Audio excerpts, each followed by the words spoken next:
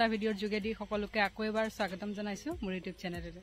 আশা কৰিছো আপোনালোক সকলো ভালে আছে। বহুত দিনৰ মূৰত আজি আকৌ এটা ব্লগ বনাবলৈ লৈছো।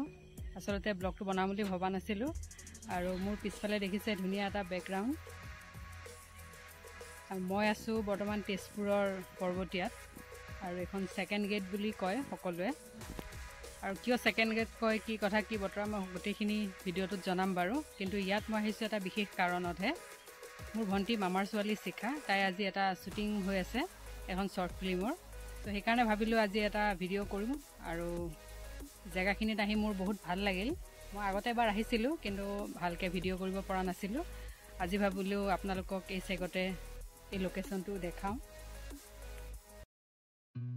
ঠাইখিনি দেখি আছেগে আপোনালোকে অনুমান কৰিব পাৰিছে যে ঠাইখিনিৰ হয়তো কিবা এটা মহত্ব আছে।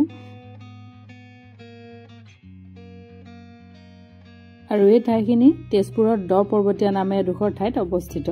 আৰু এই দ পৰ্বতীয়া তেজপুৰ প্ৰপাৰ টাউনৰ পৰা প্ৰায় 4 কিলোমিটাৰমান নিলগত। আৰু এই আমাৰ শ্বুটিং আৰম্ভ হৈ গ'ল। মোৰ পিছফালে দেখিছে এয়া শ্বৰ্ট লৈ আছে। আৰু এয়া চেলৱাৰ কামিজত মোৰ ভণ্টি তাই এটা কলেজীয়া ষ্টুডেণ্টৰ ৰোল কৰি আছে। আৰু এই ভিডিঅ'টোত দেখা প্ৰায় সকলো অভিনেতা অভিনেত্ৰী চাগে তেজপুৰৰ প্ৰায় চিনাকি মুখ। আৰু এই লোকেশ্যনটোত মই প্ৰায় আহি থকা হয় আৰু এনেকুৱা কিছুমান সংক্ৰান্ততে মই বাৰু বেছিকৈ আহোঁ। আৰু মোৰ যিখিনি হয়তো ৰেগুলাৰ ভিউৱাৰ্ছ তেওঁলোকে চাগে গম পাইছেই মই এনেকুৱা কিছুমান কামতে ব্যস্ত হৈ থাকোঁ। কেতিয়াবা নাচ, কেতিয়াবা গান, কেতিয়াবা হয়তো অভিনয়।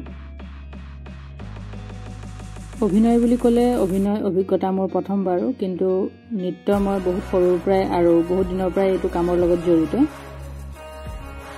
বাৰু। এইবোৰ কথা পিছে পৰে পাতিম, কিন্তু এতিয়া আহোঁ এই ঠাইখিনিৰ ইতিহাসলৈ। আৰু ভিডিঅ'টো দেখি আপোনালোকে চাগে অনুমান কৰিব পাৰিছে এয়া কোনো পুৰণি ধ্বংসাৱেশ। আৰু এয়া হ'ল এক প্ৰাচীনতম মন্দিৰৰ ধ্বংসাৱেশ। এই ঠাইখিনিত কিছুমান শৈল ভাস্কৰ্য আৰু এখন শিলৰ তোৰণ পোৱা যায়। আৰু এই তোৰণখনকেই দ্বিতীয় দুৱাৰ বুলি কোৱা হৈছে। পূৰ্বে এই ঠাইত এটা আহোমযুগীয় শিৱ মন্দিৰ আছিল, কিন্তু 1897 চনৰ বৰ ভূঁইকঁপত এই মন্দিৰটো ভাঙি পৰে আৰু তেতিয়াই আহোমযুগীয়া মন্দিৰটোৰ অৱশেষৰ লগতে পূৰ্বৰ কিছু শৈল মন্দিৰৰো বিভিন্ন ধৰণৰ অৱশেষ উদ্ধাৰ হয়।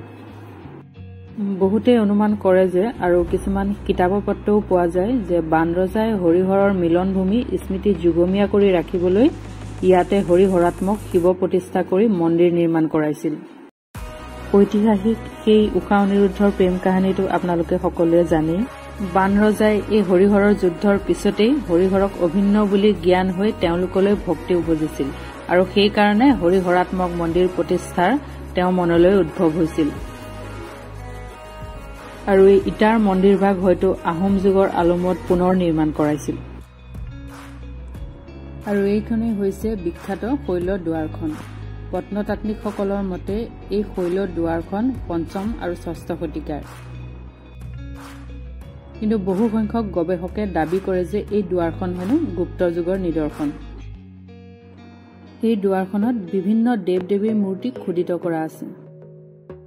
আৰু 1924 চনৰ পুৰাতাত্ত্বিক বিভাগৰ খনন কাৰ্যত বহুতো শৈল ভাস্কৰ্যৰ নিদৰ্শন ইয়াত পোৱা গৈছে। আৰু মোৰ আজি সকলোতকৈ বেছি ভাল লাগিল এই ঠাইখিনিৰ পৰিপাটি। ইমান ধুনীয়াকৈ ৰাখিছে, চাৰিওফালে খুব পৰিষ্কাৰ কৰি ৰাখিছে। আমি আহিয়ে দেখিবলৈ পাইছিলোঁ এই ঠাইখনৰ চোৱা চিতা কৰা কৰ্মচাৰীয়ে ধুনীয়াকৈ ঠাইখন পৰিষ্কাৰ কৰি চাফা কৰি আছিলে। আৰু এয়া আজিৰ কাৰণে আমাৰ ইয়াত শ্বুটিং সমাপ্ত। আকৌ বেলেগ এটা জেগাত আছে। কাইলৈ চাগে আকৌ ইয়ালৈ আহিব লাগিব। আজি কিছু অভিনেতা অভিনেত্ৰীৰ অকণমান প্ৰব্লেম হোৱাৰ বাবে শ্বুটিংটো স্থগিত থাকিলে। তেনেহ'লে আজিলৈ এৰিছোঁ। পুনৰ লগ পাম অন্য এটি ভিডিঅ'ত। চ' ভিডিঅ'টো চাই কেনেকুৱা পালে কমেণ্টত জনাবলৈ নাপাহৰিব। আৰু যদিহে ভাল লাগিছে তেনেহ'লে চেনেলটো লাইক আৰু ছাবস্ক্ৰাইব কৰি দিব। সকলো ভালে থাকক, হেল্ডি খাওক, ঈশ্বৰক বিশ্বাস ৰাখক আৰু বিন্দাছ থাকক।